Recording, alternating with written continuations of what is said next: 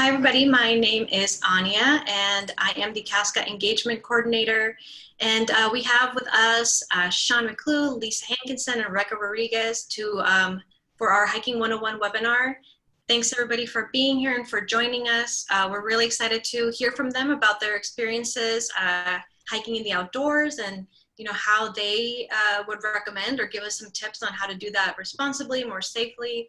And so we are just going to do a little bit of housekeeping. So obviously, this is a Zoom webinar, so you guys are on mute, but you guys are welcome to type in anything in the chat, and we'll be keeping mind of that. We are going to do a little bit of an introduction at first from our three panelists, and then we'll dive right into some of the questions and introduce the 7 principles for Leave No Trace for Arizona. And then we're just really excited to hear about their experiences and just what they have to share. So with that in mind, I will go ahead and turn it over to, so on my screen, I see Sean first. So we'll go ahead and, I'll start with Sean, and then Sean, you can pass it off to either Lisa or Rebeca. But if you could just, just give us a little bit of introduction, what you do and how you kind of really got into outdoors, and then, yeah, pass it on to whoever. Okay. Yeah, I'm Sean, and I've been hiking pretty much since I was a little kid here in Phoenix, Arizona. So since the 70s, if that gives you any idea. And I moved away for a little while and came back to the valley about 10 years ago and really got into hiking on a regular basis then. And yeah, I'm working in an urban ministry in downtown. That's what I do as a full-time job, but try to get out as much as I can. So I'll turn it over to Rebeca. Hi everyone, I'm Rebeca. I love to hike. My journey hiking actually started about in 2012 when I moved back to the valley after a brief stint in Illinois. It was too cold, so I moved back. And I really wanted to get into hiking, but I didn't know how. So first thing I did was look online for groups, and I luckily found Meetup. And through there, I joined 2 groups, one called Phoenix 2-Hour Beginner Hikers and the other one Trail Mix. And through them, I just learned so much about hiking, different trails, and I just grew with them. And from then on, I explored more on my own and with my other friends, but that was really the start for me. And I'm Lisa. I'm a native Arizonan, but I didn't actually discover hiking. It's been about 6 years now, but once I went on a couple of hikes, I was hooked, and so I've been hiking religiously ever since. Usually every weekend. I'm a teacher, so I'm just coming off the summer, so I was hiking as regularly as I could. Given the heat, but I get away as much as I can and get out there and hike, and absolutely love it. Awesome. And so one more housekeeping thing I forgot to mention, when you guys are typing into the chat, make sure you select all panelists and attendees so everybody could see everything, just as another note. But yes, thank you so much for joining us. And just a little bit more context information. Sean, Rebeca, and Lisa are Sonoran Insiders, and this is part of our Sonoran Insiders program. We're very excited to have them here and sharing their experiences. And if anybody's interested in learning a little more about that program, we'll put a link up in the chat for sonoraninsiders.com if you guys are interested in joining. And yeah, so we'll go ahead because we do have quite a couple things we want to touch on and hit on for everyone that's here. And again, not only seasoned hikers, but also, those new hikers that are getting out into the outdoors. So yeah, and just as a sort of also, I kind of forgot at the beginning, but we are all part of the Central Arizona Conservation Alliance, which is CAZCA for short, and we are a nonprofit organization, an initiative out of the Desert Botanical Garden that focuses on the conservation of our open spaces with different projects like Sonoran Insiders, but also invasive species and a whole bunch of other really great things. So we will also share that link with you all in the chat if you're all interested about learning a little bit more about us. So without further ado, jumping into our first question here. in your opinion, and you guys, we can take turns and I'll start with someone and you can pass it off to the next speaker, but in your opinion, what are those 10 essentials or 10 most important things to keep in mind before spending time outside in nature here in Arizona? And I'll start with Lisa. Well, I wrote a few things down just to kind of keep myself on track, but I feel like appropriate footwear is pretty important. I definitely went through several different hiking shoes before I actually found some that were appropriate. And it also depends on what you're doing, whether or not you want waterproof hiking boots or regular ones, a map or a GPS so that you know where you're going. This time of year, definitely plenty of water. And then I always say at this time of year, if you're carrying a camelback, to always carry some sort of extra water, because with the camelbacks, I absolutely love them, but you never know when you're about to run out if you can't see. Snacks, safety items, and that includes things like headlamps, maybe things like a comb to brush off cactus. Rain gear during monsoon season. And for me, I don't really care about getting wet, but I do care about everything in my backpack getting soaked and my camera getting soaked. And I know this time of year, you can't count on any kind of weather app to tell you that it's going to rain or not rain. I always carry a first aid kit, a hat, sunscreen, sunglasses,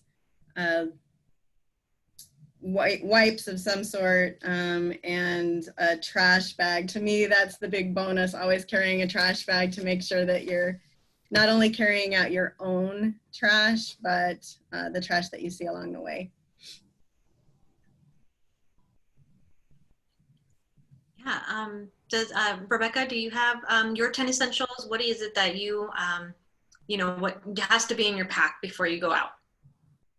Yeah, for me, I always make sure, like Lisa mentioned, water, that I have enough depending on the length of the hike as well as the weather. So I always look at the weather forecast, see if it's going to be hot or cold, sunny or cloudy. So that dictates just how much water I take, and if need be, some electrolytes. I also make sure I have a headlamp with me, even if I'm going during the day, just because emergencies do happen. So having one just in case, you know, you get stuck outside when it's dark, it's good to have. I always make sure my snacks, I have plenty of snacks. What I do is toss a mixture of sweet and salty snacks into a Ziploc bag. And then that Ziploc bag also doubles as the trash bag. So I just keep everything together. That way when I'm done, I can just drop it off at the nearest trash can if it's at the trailhead. Other thing I like to have is for sun protection, sunscreen. Also, I like wearing these type of sun shirts. That way I don't have to keep reapplying, but I can roll up and down as necessary. Other things would be trekking poles. I'm a big fan of the trekking poles. I know some people don't like them, but I say give them a try. It just helps with my balance, helps with my knees. And what I like to do with them is actually wrap a little bit of duct tape on them. So if I need to do an emergency repair, I have that handy there as well. Other things would be like the first aid kit as well. That's something that's small and compact, and depending on the bag, you know, whether it's a big one or small one that I use, I can easily switch it between them. And for like maps, I like to print out a map. And then I also like to do a PDF download on my phone. That way, if one or the other, something goes wrong, I have one, and, you know, share it with the other people in my group. That way, if something were happening to me, for example, as a leader, they can also take over and know where we're going.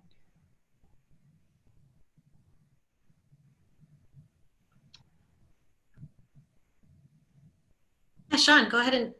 Okay. Yeah, my turn. Yeah, I see Mary Lee here in the comments said use a trash bag to line your pack. And I think that's a good idea. I use that a lot, especially when backpacking for rain. We haven't had a lot of rain this year, so, but you never know when you're out there when that's going to happen. So, but warm rain in the summertime, you got to love it. I do bring a small poncho with me in the summertime, but I hardly ever use it. I usually just enjoy soaking in the rain. But yeah, I would just add to all of those good things. You know, the footwear thing, it can be a very personal thing. I just have gone more toward the trail runners in recent years, a sturdy trail runner that's made for, you know, heavy outdoor, you know, walking or running, and just trying to find a trail runner that's light and breathable can help you go a lot more miles. You know, I can hike 15, 16 miles if my feet are not so heavy. And if you have some boots on or something that doesn't breathe well, it can cause blisters, and that can cause pain. And then you get stuck out in the middle of somewhere where you've got foot problems, and it's just not fun. It doesn't make it enjoyable. So just to make hiking more enjoyable and safe, I would just say try to find some light, breathable trail runners that are also sturdy. And there's a lot of good new trail runners out for that kind of thing. Water is super important. Like everybody's mentioned, I always carry 3 liters, and that's most of the time more than I can drink. So I think the recommendation for most organizations is to bring more than's necessary. And then that way you can always share it with others as well, in case I've had many times where I'm hiking in groups or I'm bringing people along with me and they run out of water, and I've had to share my water with them. So always making sure that you have enough water to share with others. And that goes along with you know, preparing ahead of time and being hydrated before you even get out on the trail. Because if you go dehydrated, then it doesn't matter how much water you bring.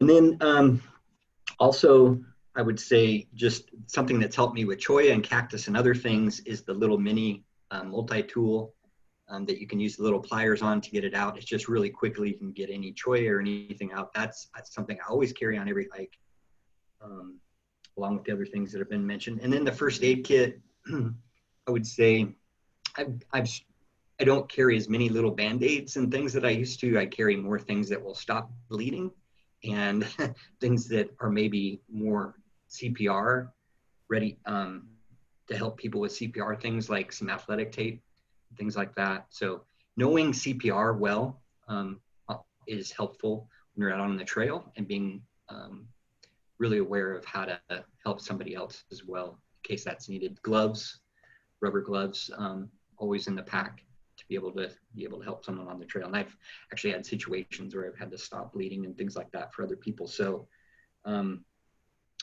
the little ointments and the Band-Aids and that kind of thing are helpful, the adhesive bandages. But when your leg's sweaty, those things don't stick.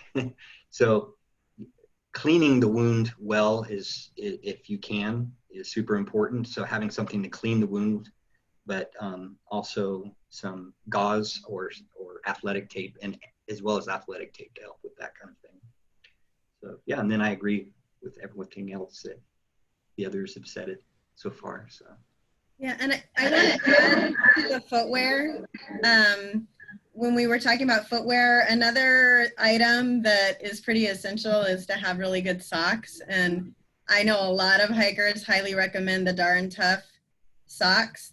I know it made a huge difference for me to have appropriate socks. So it is definitely worth the investment to not only have good shoes, but quality socks. Yeah, thank you. And, you know, just recently for myself, the whole going back to the water and how important it is to just keep that in mind as you're hiking and being aware of your own body. I'm not such an experienced hiker, but what the impression I had after that experience of being having a minor kind of like overheating episode was that it sneaks up on you. It really, you think you're fine, but then, you know, that's when it really hits you. So definitely stressing the hydration, something I learned myself. Yeah, definitely. And we have A couple questions on the chat. What was the tool he just spoke of to use with pliers? And I think Menage, a multi-tool. Is that what you were talking about, Sean? Yeah. Yeah. Thank you so much and yes, keep putting your questions in. Does your first aid include quick clot or a snake bite kit? We have on the chat. What do you guys think about that? I don't, but No. So most people recommend that you just try to get to emergency room as quickly as possible with a snake bite, and just to keep the person stable. What's the quick clot? Is that an anti-snake thing as well? I'm not familiar with quick clot. and then I did see the Darn Tough question come up there. Yes, it is Darn Tough socks, and they're great because they wick away moisture, and you want to do that especially this time of year. So sometimes it seems a little bit counterintuitive to be wearing Darn Tough sock because it seems like it would be too warm, but it does wick away the moisture, and to me it really helps with blisters and things like that.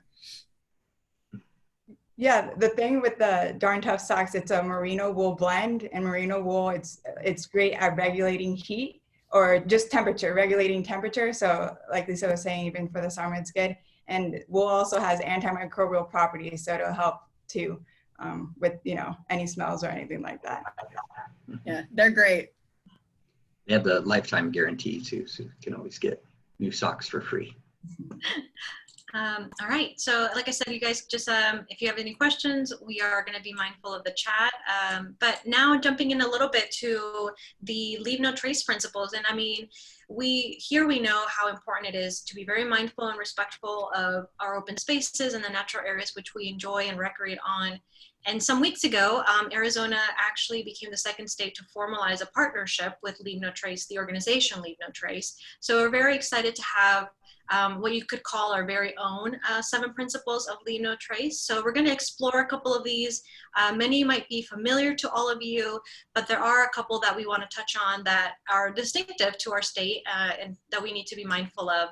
But the first one that we're going to start with, which is I think kind of what we were talking about right now, is planning ahead and how important it is to plan ahead, especially if you plan a longer trip. But regardless of the length, this is something that's really important. So I wanted to ask the panelists, what does this mean to plan ahead in Arizona, and how do you all plan ahead when you're planning your outdoor trips?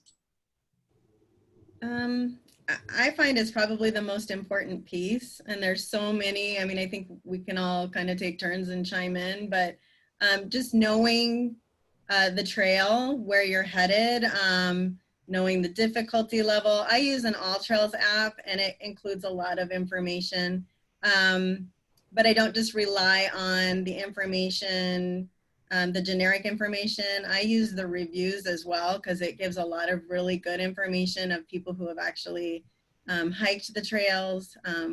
You really need to know the terrain, because all hikes are not created equal, as we know, and there's a lot of things to take into account, like elevation gain. Is it flat terrain? Are you climbing over boulders? Making sure that the trail is open, and what the traffic level is really important right now. Are there fees to get in? And then things like, what are the rules and regulations depending on where you're going? Anyways, and I feel like we could probably rotate through because there's so many things. I think planning and preparing is probably one of the biggest ones. Go ahead, Rebecca. Okay, yeah. I agree with that planning is a key piece of, a bigger adventure. And one thing that I like to do is, aside from checking the app and everything, is making sure that somebody in my family knows where I'm going. So I always text them either the night before or the day of and let them know, hey, I'm going to this trailhead. It should be about, 3 miles round trip. I should be done at around this time. That way, if something were to happen, they at least know, where I was headed and what my goal was. So if need be, they can send out rescue or something like that to look. But I think it's important to share with somebody else, not in your group, what's happening so that they can send help if need be. And that would be, my addition to planning ahead. Yeah, I think the weather is super important, checking the weather ahead of time, and really knowing the possibilities at that time of year, what could happen as far as like flash flooding and things like that in the area you're going to be at. So being aware of what could happen in the area that you're going to and the weather during that season, what are the possibilities, and being ready for those. And just checking on the either Forest Service websites or the local websites to check on closures and that kind of thing, especially now with the fire season and then some of the COVID closures as well, to be aware of those. And I use it for making other people aware. I actually use the Strava app to record my hikes, but it also sends a message to my wife, and she can actually follow and see exactly where I am on the trail. So she can actually tell when I'm going to be home before I even finish the hike. So things like that, we have technology that can help us. So keeping maybe an extra battery for your phone so that you don't, run out of battery if you're depending on your battery for GPS. There's a lot of little, extra batteries that you can carry with you just for an emergency. So, yeah. It's also important to know, sorry, I'm coming in over somebody else. It's also really important to know, like, wherever your trailhead is, are you going to need a 4x4? Is it easy access? There's so many things that go into planning and preparing. And then again, knowing your terrain, so you kind of know you might need to switch out your pack and add some things to your pack. Are you bushwhacking? Do you need long pants on? Is there going to be poison ivy in the area? Things like that. Do you need gloves for rock climbing? Things like that. Yeah, these are all really great things, and we have a couple things in the chat, but just people are agreeing. And yes, solar chargers, I definitely have one of those, so that's great. Moving on to the second principle, and these aren't exactly in order, but the second one is careful with fire, and I think this is really important in our state and something that obviously we've been experiencing a heavy wildfire season, and I think it's important to touch on what are some of the, unfortunately, as we know, a lot of fires happen to be human caused, whether by accident or not. But what are some tips or behaviors that you all might recommend people be mindful of, or maybe even change as when you approach hiking, when you approach recreating in the outdoors?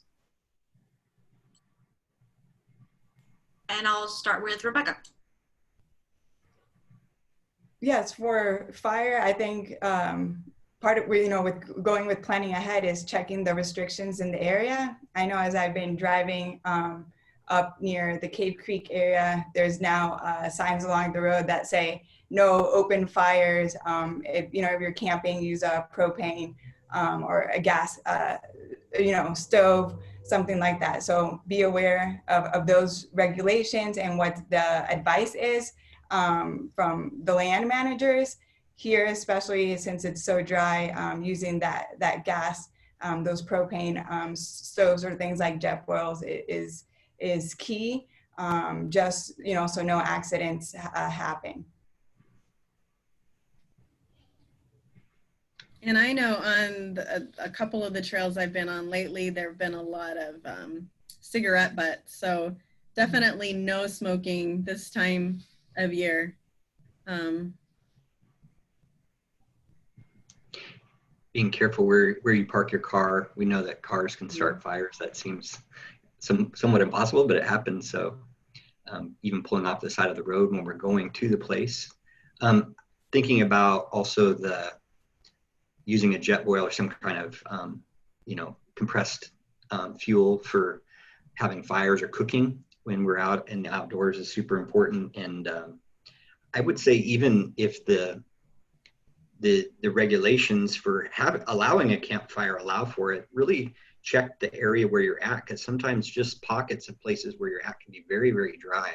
Remember on the Highline Trail, backpacking the Highline Trail up north of Payson, and we began to get things together for a fire, and fires were allowed at that point. This was early on in the spring, and we started to start a fire, but we noticed that the pine needles were just catching on fire like crazy as we used them for a little bit of kindling.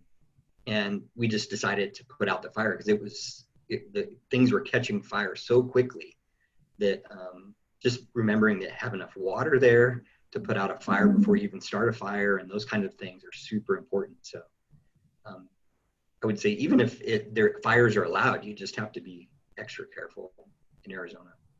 Yeah, and making sure that you completely put the fire out if you have a fire and it is allowed, that the fire is out completely.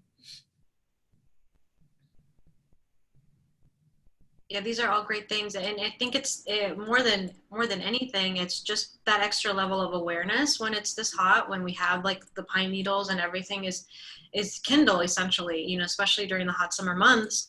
Even if we're trying to, you know, get up north, if you live in the Metro Phoenix area where it's a little bit cooler, it doesn't necessarily mean that the danger for fire is gone at all. If anything, we always have to be mindful of that. And so moving on is trash and leaving what you find. So those two things, those are familiar leave no trace principles for those of you that are aware of those principles. But I feel like to some degree, these two go hand in hand. And I think it's extremely important to respect the land that we're recreating on and leaving those precious natural resources in the places we visit just like we found them. But there's also that flip side. If, you know, we might leave everything we find, but we're also leaving trash and litter, then we're also kind of doing that disservice, right? We're not leaving things as we found them.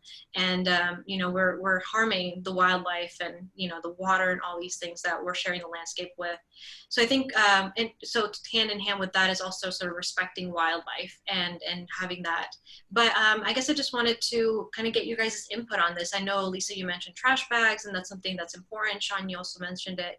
But kind of how you approach this? I know sometimes we see, you know, painted rocks on the trails and things like that. So what are your guys' thoughts on this? What do you guys do in order to practice being more mindful about this? And yeah, what are some tips that you can share? I say negative trace. I carry a trash bag wherever I go. And I mean, even down to, and I know some people think that, you know, if you need to use the outdoor facilities, that leaving toilet paper out there is okay because it biodegrades, but nobody wants to see that. It's distracting. So I say pack everything out, and that includes orange peels and banana peels and anything that you think is biodegradable. You shouldn't really be leaving anything out there. So pack it in, pack it out means absolutely everything. And when I see things on the trail, I do carry gloves with me and pick it up and take it out if at all possible. That's a big one for me. I mean, because we're all out there to enjoy the beauty of nature. And we've all experienced it where we're hiking along and we see trash on the ground, any kind of trash. And it's a distraction. It does detract from the beauty of nature. I'm just going to say that, you know, I grew up in Phoenix, and one of the things we did in high school was trailblaze and try to make our own trails. And I've learned a lot over the years of what not to do. And, you know, I'm guilty as anyone growing up here in Phoenix of not taking care of our urban parks that we have in preserves. And I appreciate them a lot more than I think I understood before. And I think Jessica put on here the leave no trace extending to social media and geotagging. I think especially with sensitive areas that need to be protected and that are special as far as like from a cultural standpoint or from just having too many visitors in those places, we need to be careful about geotagging. But there's a balance that goes along there with, you know, protecting those places, and sometimes the popularity of a place will actually help protect the place. So there's a fine line there between, you know, creating a love for the place through pictures, but then also protecting the sensitive areas. And so, yeah, I've learned a lot about that as well. So I'm still learning. Yeah, One thing regarding the trash and what we leave, I always try to, leave it better. How they say, leave it better than you found it. I agree with that. One thing about trash, I know we mentioned, like wrappers and things, just general trash. Also for like extended hikes, or maybe if you get into camping and stuff, I always carry, I brought it here with me, one of these. It's a wag bag. So it's basically pack it in, pack it out, even if you go number 2. So it's something that keeps it, sealed, it doesn't smell. And it can be like daunting at first, but it's just something, you don't want to see toilet paper or the waste out on the trail. So it's good to just carry. It's very lightweight and compact. Another thing, just regarding the wildlife too, I've seen the effects, especially at the Grand Canyon, just the animals, like squirrels, automatically know humans means food, which is unfortunate.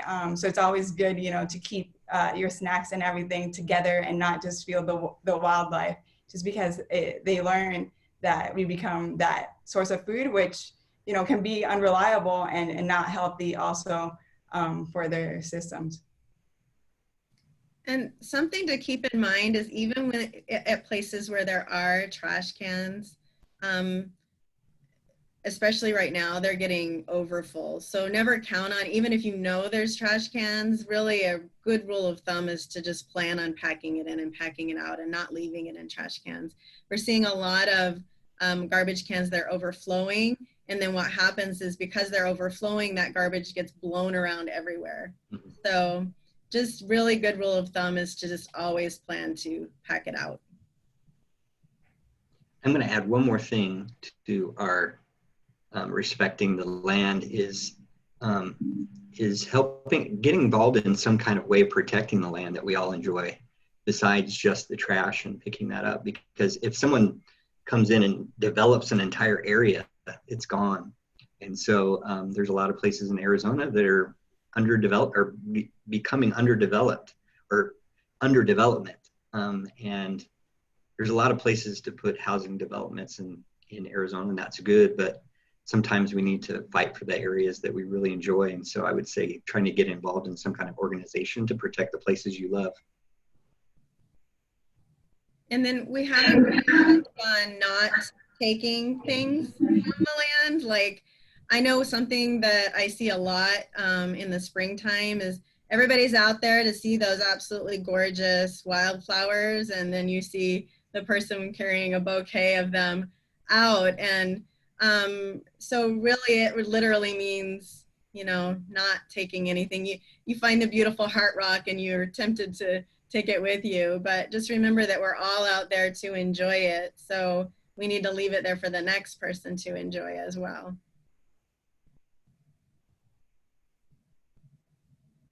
Yeah, I just kind of piggybacking on the social media and the geotagging and some of the things we were talking about is that I find that one way to counteract sometimes maybe the bad behaviors is by sharing those good behaviors, right? And being a voice for a better way to recreate, and that doesn't mean that it's less enjoyable just because you can't take a bouquet of flowers out with you. And so I do want to speak to the fact that all of us here who are learning, and those who are learning even more, if you're already familiar with some of these things, I think more than anything is being that example to other people that there's ways to enjoy and respect and still have as much fulfillment in a hike or some time outdoors, even if you don't have to, partake in all of these things. So, which is one of the things that the Sonoran Insiders program is doing, is having opportunities like this to really get messages across and information out there to ensure that we're doing things the best way possible and putting everything in balance. And going to Sean's point too, is there's many organizations across the Valley and in just the state in general that are doing wonderful things to ensure that we do have these spaces in perpetuity. Right now we're lucky to have a legacy, especially here in the Phoenix area, of people that worked really hard to preserve our parks, like the City of Phoenix Parks, South Mountain, and so on and so forth, Camelback, and all those places. And so it's now on us to ensure that those spaces still are here. And there is a lot of development. We're one of the fastest growing counties in the United States. So if you do care about your public lands and outdoor natural areas. There's nothing like giving them a little love and support and volunteering or just becoming a voice for their protection. And I did see someone post on there, we didn't mention, you mentioned it earlier, but painted rocks. It's again, one of those leave no human traces. So painted rocks, I'll admit that when I run across them, they do kind of bring a smile to my face, but they're really not supposed to be there. We're really not supposed to be leaving any human traces. And then another part of this is just being very respectful of the wildlife. I know lately I've seen a lot of pictures of people, and I don't know why it is, I think they must be easier to catch, but holding horned lizard, horny toads is what I used to call them, but I see people holding animals, and that's really, we shouldn't be touching them. We should be keeping our distance and not even, I mean, me as a photographer, I want to stop and take pictures, but I would never follow them because we shouldn't be causing them to flee in any way. So I'll stop and hold still and try to capture a picture, but that's as, you know, as far as I take it. I don't want to disturb them. I know I had a one time amazing experience of running into a black bear in the Pinal Mountains. And once I got past the initial shock and shaking, while I stood there and took the pictures, I did notice that he was starting to head the other direction, and that was absolutely not the effect I wanted to have on this bear. I wanted him to be able to continue on his merry way. So I stopped taking pictures at that point and went on my merry way so that he could keep going. Looks like something else that was mentioned here are the cairns that sometimes people build. And I think sometimes they look nice, you know, in a beautiful place, but really that's not the natural way that rocks lay in nature. And cairns are super important for sometimes marking trails. And so they do have a role, but they should be just temporary. And so try not to build just, you know, the pretty cairns that people sometimes build to keep it as natural as possible for the next person.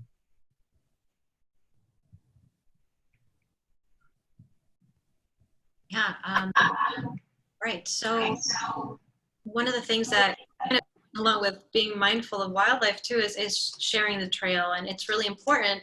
You know, there's all kinds of people that are with different activities in mind that are trying to have fun out there and enjoy both the trails and just camping. And, you know, there's obviously recreational vehicles. And I'm wondering, what do you guys have to say about, you know, sharing the trail and being mindful of the other folks that are out there? And then also, yeah, well, we'll start with that one. So if you guys have any tips or anything like that, I know, for example, you have to yield to horses. That's one I know. That's one I can say. But if there's any other tips, yeah, please go ahead. And I will start with Lisa. Well, especially right now, because of COVID, we have some additional things that we need to be mindful of when we are sharing the trail. So I pay attention to what's ahead of me, because I know that if I need to step off the trail and keep some distance, I want to find a spot where I can be stepping off the trail and not messing with the soil crust. So, you know, what is ahead of me where I can step off onto a rock or something like that. And then I keep a neck gaiter on, because I have found that even if I carry a mask, I can't seem to get it on quick enough, or I have to stop to put it on.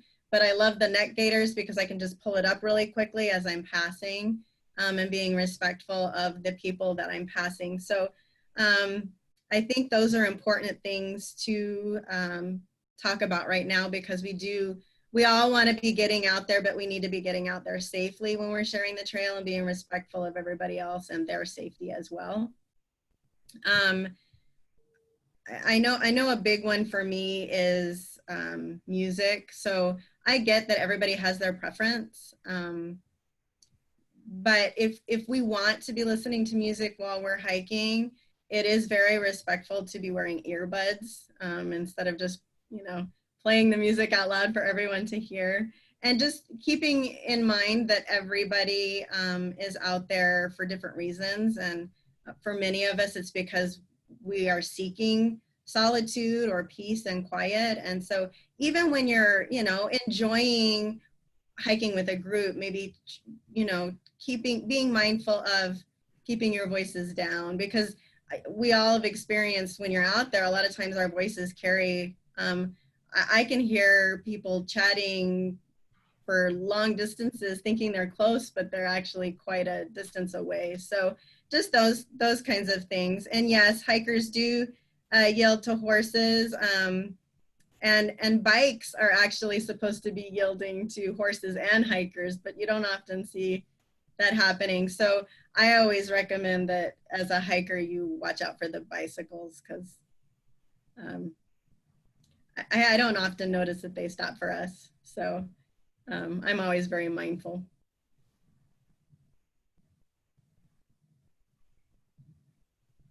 Yeah, one thing when hiking that I try to keep in mind too is just being friendly and saying hi. That's something that I really enjoy about hiking in Arizona. When I've hiked in other states, it's not so friendly and easygoing. So I take pride in us in Arizona doing that. So even now, while we step off to let others pass by, either a nice wave or a hello, always welcome, because we're all just out there to have fun and enjoy. The other thing is the yielding. I always try to yield to uphill hikers, just because it's a struggle moving up. So just taking a quick step aside, letting them go by, and then that gives me an opportunity to catch my breath as well. Yeah, I think with COVID going on, greeting each other and being friendly, super friendly, even though we have to maintain that 6-foot distance, wear masks when we can, and try to leave room on the trail for each other and not hurt the trail or the soil crust off trail there. I think also for me, it's having that balance of ownership of the trail as people who want to take care of the trail, but at the same time being open to newcomers and understanding that not everybody understands what you may understand. There can be kind of an elitist hiker community attitude if we're not careful. And I think just being open to those people who may be there for the first time and maybe blasting the music or something like that, and trying to understand where they're coming from, and trying to keep it a place that's really there for everyone. And sometimes just being friendly and chatting with people is a good way to maybe share a few things with them in a nice way. So our attitude when we go out there in talking to others and sharing what we know about the trail, at the same time as not being seen above others, but just being open to talking with those people on the trail. And yeah, I've been treated that way before on the trail. Even after hiking a place for 40 years, someone will, show me, you need to do this, you shouldn't be doing that. And it makes you feel like you don't belong there, even though I know I belong there. So imagine the people that already go into it feeling like they don't belong there, and then this attitude comes. So we really need everyone to feel like they can enjoy the outdoors in our open spaces, and we're a big part of that. Yeah, I like taking it one step beyond, not just being kind, but being approachable.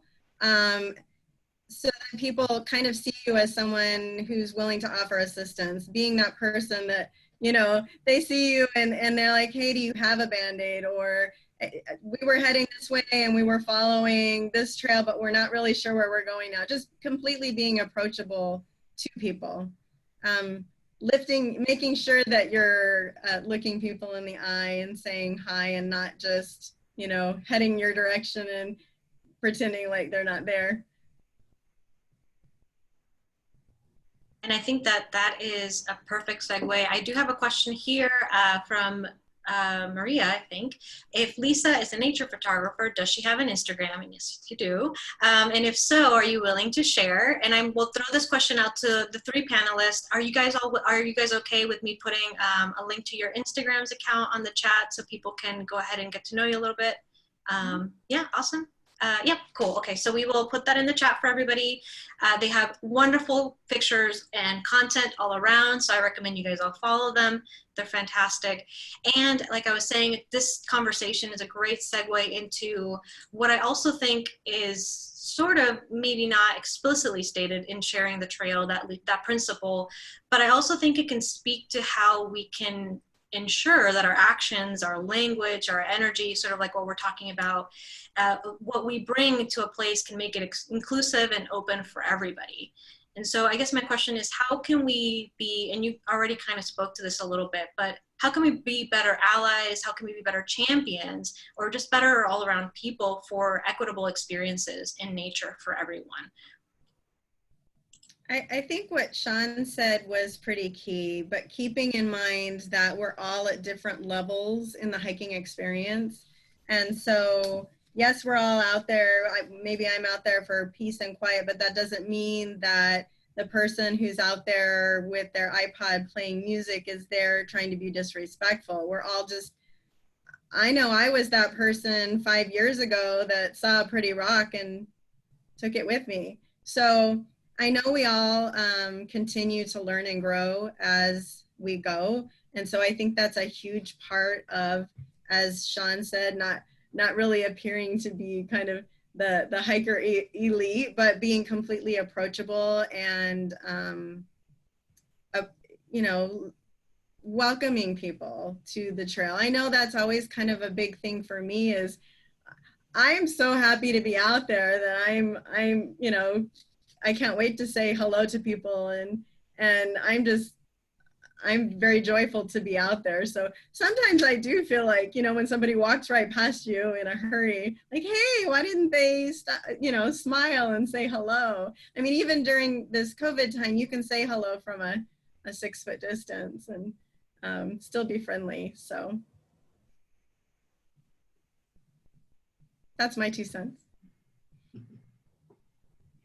I personally like to take new hikers on hikes. I think that's one of the ways that we can be an ally, is people who maybe aren't used to hiking but have always wanted to kind of try, but they just need someone to go out there with them and show them. I know that doing night hikes, there's a lot of hikers that will not hike at night, and I feel like sometimes just taking a few people out on a night hike, letting them experience it kind of breaks that barrier a little bit. So I also in the summer do a couple of summer camps with kids, and I love to lead hikes for, you know, young people. And I think that that's a good way to get people loving the outdoors more. Yeah, I think a really good place is taking people out as well. If I even see like a glimmer of interest, I invite them out and you know, to check out a local, you know, just a short trail to see what their experience is like. And I think just sharing our love for the trails, you know, it exudes our passion, and people just learn to love it for themselves. I think sometimes it's like a person has to own it for themselves, for them to see the value in it. And that just not just goes for the hiking activity, but for protecting the land as well. So just keep sharing, you know, your experiences with others. Another thing I would say is early on in my hiking, I got a lot of comments from more experienced hikers about the gear that I had. So I would say everybody starts somewhere. If you have like regular sneakers, go out, you know, with those on the trail, and then you'll learn what works best, what doesn't, and you'll slowly build up your gear kit through that. Mm-hmm.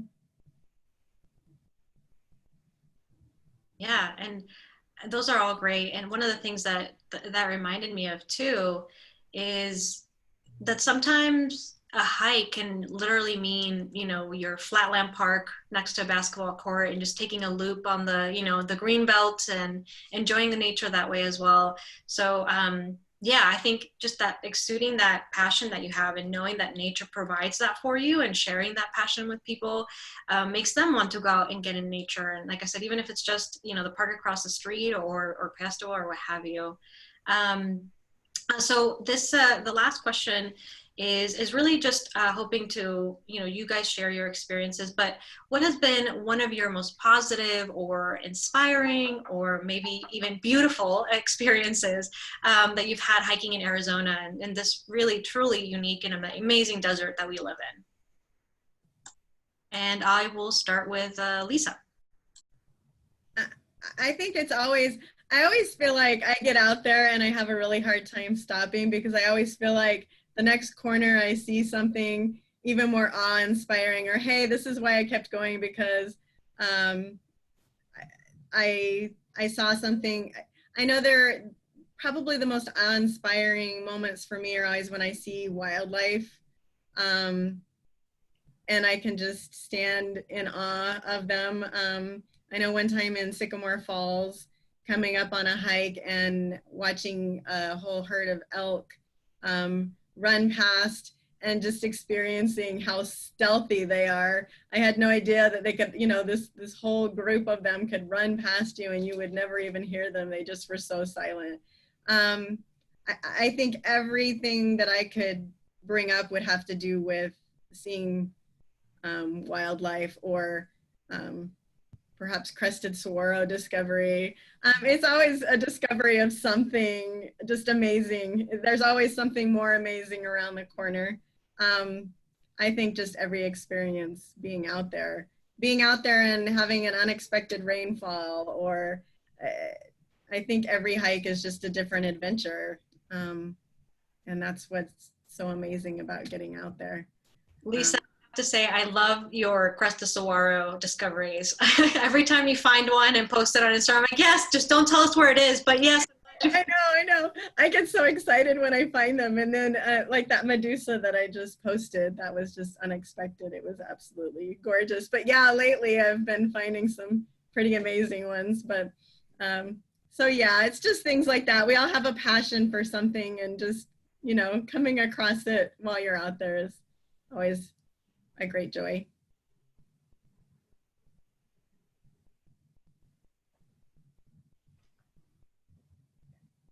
For me, one of my most memorable hikes was Mount Wrightson. It's in the Santa Rita Mountains near Tucson. And I went there in June, not of this year, but a couple years ago. And it was just amazing. I felt like I experienced all 4 seasons on that hike. At the base, it was like summer weather, warm. I started climbing up, and there was drops of water falling on my head from the tree limbs, and it was ice that was melting and just kept hitting me on the head as the hike went on. Kept climbing a little bit more, and it was more like fall. There were different types of trees because it was higher at elevation. And then once getting to the summit, it was more like winter conditions, that chill that we feel, here in December. So experiencing all of that, in a day, it was beautiful, plus 360-degree views from the top as well. Yes, the Sky Islands of Southern Arizona. My favorite is Mount Graham, because I've gone to so many camps up there. But yeah, hikes on Mount Graham, in the Rincons there above Saguaro National Park on the east side.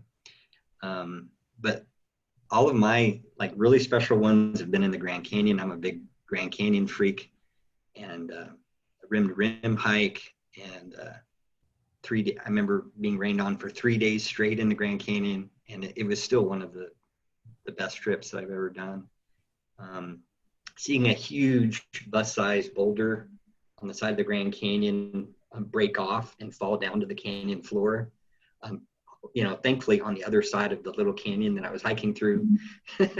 But to see, the Grand Canyon still being formed and getting to see that in action, that was amazing. I've had some very scary encounters with mountain lions. I've actually had 2 mountain lion encounters. So those are not things that I enjoyed in the moment at all. But looking back on them, I would both times, the first time I was with another hiker, we were backpacking. And the second time I was by myself, and very scary at the time, but looking back on it, just a super special moment just to be able to see a mountain line in the wild. So yeah, too many to name. Yeah, that's how I feel too. I think it always does have to do with wildlife, but I have to add that I am a huge aspen tree fan. So I always say, when I die, sprinkle my ashes underneath the fall leaves, and I'll be in heaven. I love aspen trees. I love their quakiness and just how large they, as an ecosystem, they actually are. For those of you that don't know, aspens are actually all the same organism connected through the root system. Just fascinating. But we do have a question here, tips for hiking with dogs. What do you guys think about that? And now that we're kind of done with the official questions, please go ahead, and if you have any questions, just let us know, put them in the chat, and we will be addressing them. But yeah, let's go ahead and start with Lisa's question on hiking with dogs. And Sean, I'll start with you. Okay. Yeah, I do have a dog, and I do hike with my dog on occasion, but not so much in the summer at all. I just avoid that in the summer. Of course, now Phoenix has the 100-degree rule that you can't hike with your dog if it's 100 degrees or hotter. And I do think that it's fun to do, but I don't think we realize sometimes that dogs have limits that maybe humans don't. Humans are meant to go 20, 30, 40, even 50 miles, but dogs normally can't go that far. So just being aware of your dog, especially if they're not used to going out a lot. And then also, of course, picking up after them. I think that we've all that hike experienced the little baggies of people who picked up after their dog but have left it there.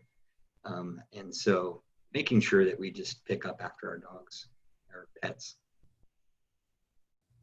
And I think keeping them on a leash, and I know, everybody has a different opinion on this, but for the safety of them, I think it's the safest for them. But also, I've been on trails where I'm like on the edge of a cliff and had a dog come running at me, and there was nowhere for me to go. So I'll admit, even as an experienced hiker, that scared me a little bit, because if he had bulldozed me off, I would have gone into the canyon.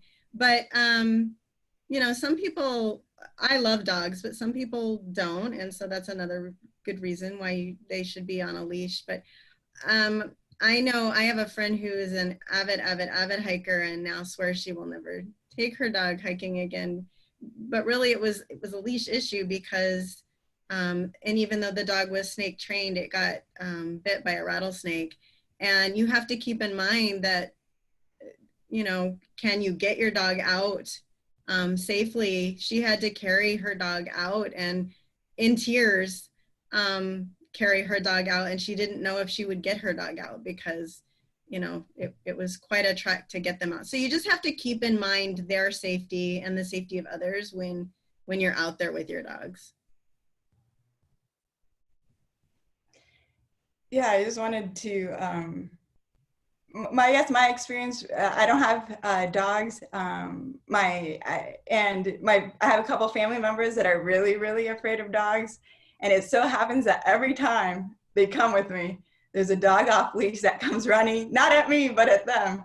So it's always unfortunate. So I would say if you do have a dog, please, the leash would be awesome, just because of people like my family that I'm talking about that are super afraid. And it just like freaks them out. And for the rest of the hike, they're kind of paranoid, of it might happen again. And then, yeah, that would be my take on the issue. Yeah, and another reason for a leash is, is as well trained as you think your dog is. They see a bunny running, a jackrabbit running or a squirrel running. They may decide to take off after them and may not know how to find their way back to you. So, you often see those lost dog on hikes signs, and that's quite often what happens. Or get choya in them. A lot of times they can get choya, and of course it's not fun to try to get choya out of a dog. Thank you. Now, next question is, do you all have favorite hiking websites or apps? And I'll start with Lisa. Everybody has their personal preference. I know a lot of people aren't big fans of All Trails, but I absolutely love it. It's done really well for me. I have the All Trails Pro, so I will find my trails, I read the reviews, I look through the pictures, I get as much information as I can. And sometimes I know just from the reviews and things like that, that there's not enough information on All Trails. So I will use other things like Arizona Hiking. But I use that one because I download the map. And then when I'm out there and I don't have service anymore, I still have the map to follow. And I don't have to worry about not having service because the map is downloaded. And it's been wonderful for me for a lot of different reasons. But again, you have to really know how to use it and not just count on what it says, you know, as far as difficulty level and all those things. You do really need to read the reviews because those reviews are great and they'll tell you things like it is really truly a 4x4 road to get to the trail, or it's a lot more difficult than I thought it would be, or there's a lot of great information to be had just by reading other people's reviews. And a lot of times they will download their own map, like if you want to get to a certain specific site on that trail that you know is going to be difficult. Some people will download their own trail. That has gotten to me to some places that aren't necessarily on the main map.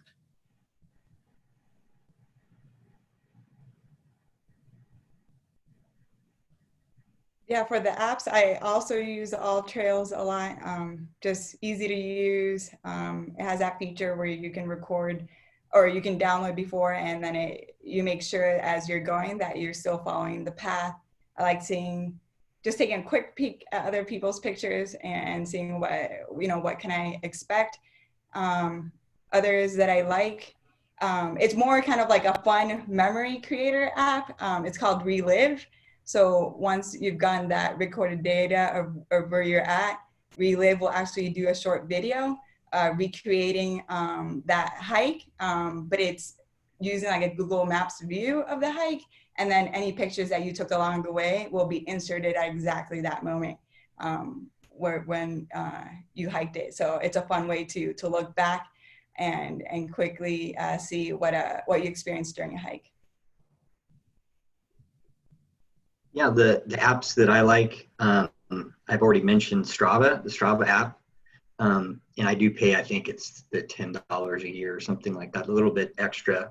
And that way you can like have you can have several people actually follow where you're at for safety reasons. But then also it records your hike and all of that. And it's really important, I think, with any app to make sure that you're able to download the map, because your GPS will still work, but as long as you have triangulation. But if you don't have self-service, you need to make sure that you're able to have the downloaded map information on your phone. And so one of the other apps that I use as a backup to Strava is the Arizona National Scenic Trail app that they have. And that's actually good, not just for the Arizona Trail I found, but for any topographical area in the whole state of Arizona. So actually use it as a backup topo map. And any place you're at, you can open it up and see where you're at and locate yourself and see the topography of the land where you're at as well. So, and then of course, Hike AZ, Hike Arizona has so much information. Sometimes it's a little bit daunting of knowing how to manage all of that on Hike AZ. It's one of the biggest hiking websites in the country. So it has so much information and so many pictures and people commenting and a lot of GPS information if you're using a GPS tracker. So I would say that one definitely, Hike Arizona. Yeah, and that's the one I meant when I was saying the backup for All Trails. The other great feature for All Trails is you can map getting to the trailhead. So it'll just connect when you find your way. It'll just connect you to your whatever map, Apple Maps or Google Maps. Great. So we still have a few minutes. Does anybody else have any questions? And if you do, please go ahead and type them up in the chat. And I have put some of the apps on the chat as well if anyone wants to see those. So I am unable to find the AZ Scenic Trail app. Sean, would you know where to find that? You might have to go to, well, you can go to the Play Store or, the iPhone store there to find it, but it's definitely going to be on the AZT, the Arizona National Scenic Trail website. And you might have to pay a little bit for the full version of it, but I believe there's a free download version of it as well. But then you can download all of it. You can download all of the apps all of the maps that they have of all of Arizona, have them on your phone so that when you're using it, it's not dependent on any cell service. Mm-hmm. Yeah, it's definitely worth paying the yearly membership fee to be a member of the Arizona Scenic Trail AZT site, because you can, if you're not wanting to do through hikes, it actually has some really good information on how to do day hikes, things like that. So there is some good information to be had. And I think, I don't know if they always do this, but I get Arizona Highways subscription as a part of my membership. So it's definitely worth it. The other one that's been good is the Maricopa Trail. Maricopa Trail has their own downloadable maps on there for free. And I found those really, really well made. So if you're wanting to do the Maricopa Trail or any of the trails connected to the Maricopa Trail, which are a lot of our hiking preserves around Phoenix, they have downloadable maps there. And then the city of Phoenix, of course, all of the preserves has downloadable high definition JPEGs. And to the question on whether or not you need to have strong navigational skills, I'm the perfect example of no, you don't have to have strong navigational skills in order to. I've gotten a lot better, but I have always professed that there are people born with compasses and people born without, and I was definitely born without one. Through hiking, I've gotten a lot better, but no, I am the living example of someone who can totally hike just about anywhere, but have, and I won't say zero navigational skills because I've definitely gained quite a bit, but yeah, you do want to make sure you have something like a downloadable map from All Trails or something as your backup so you know where you're going, but no, you don't have to have great navigational skills to be a hiker. Yeah, and I think that kind of just speaks to that all your guys' first point is just planning ahead a little bit and knowing where you're going and ensuring that you're comfortable with the direction and the trail that you've picked. And so I think, I think we'll wrap this up. Does anybody have any last comments, questions? I have put all of their information on the chat, so feel free to follow them. They're always sharing really great content and great tips. So yeah, thank you all so much for joining us, Sean, Lisa, Rebecca. Thank you for your information. Oh, one more. For newcomers to Phoenix, Arizona, what might be a good group of hikers? Definitely joining. There's a Facebook page called Arizona Hiking. And I think you just have to find your niche there because there's a lot of people on that page. But I've seen a lot of people kind of come together as a group on that page. You just have to kind of find your niche and figure out. But there's lots of other things. Dirtbag gypsies. There's a lot of different, I think there's I'm getting on my, I would just start searching on Facebook for different groups because you will find your niche. I mean, if it's, like a girl group that you want to go, it just depends on what you're looking for and what types of hikes, because you definitely want to find, like-minded people when you're going out there. Like if you're wanting to go on a shorter hike, or you want to travel to go for a hike, or you want to do backpacking, things like that. Yeah, and Meetup is also a great resource. There, two groups that I first joined when I started hiking was Phoenix 2-hour beginner hikers, and the other one's called Trail Mix. And I checked, and they're still holding hikes, but with a smaller group, right? Just to keep everything social distance and everything. So check them out. Within Meetup, there's other groups as well. Some are more advanced. Others are for like young professionals, you know, different group types. So be sure to check it out. That's also a good resource.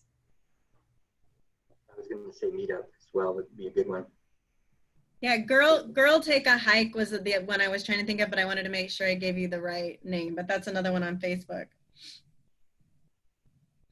And of course, the Instagram community. Yes, I think I've learned more from my Instagram community than anywhere. I feel like that's an awesome place to go. You start following hiking pictures and you'll start getting to know the people on there. I absolutely love Instagram for that resource. Awesome, great. And all you folks are now invited to follow them and join their community and start learning more and possibly going on your own hiking trips. And so I want to thank everybody again for your questions, for joining us today. We will have this webinar posted up on CAZCA's YouTube channel and on our website, so we'll share that out most likely by the end of this week. So thanks again, everybody. Thanks, Sean, Lisa, Rebecca. I hope everybody has a really good night. And yeah, thanks so much for joining us, everybody. Yeah, thank you. Thank you. Bye, everybody. Thank you.